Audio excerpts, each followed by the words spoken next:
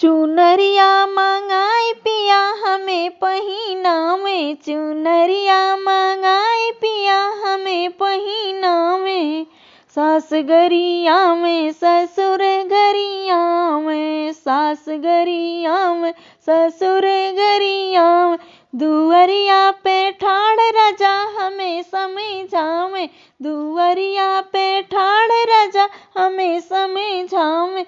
चुनरिया मंगाए पिया हमें पहिनावे, चुनरिया मंगाए पिया हमें पहिनावे।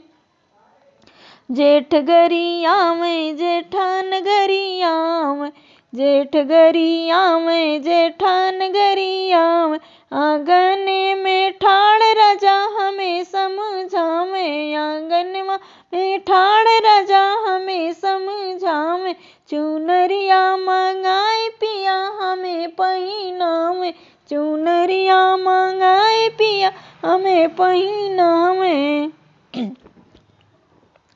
देवर गरियावे देवरानी गरियावे, देवर गरियावे देवरानी गरियावे।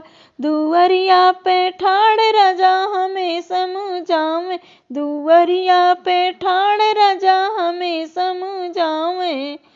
चुनरिया मंगाए पिया हमें पहिनावे, चुनरिया मंगाए पिया हमें पहिनावे।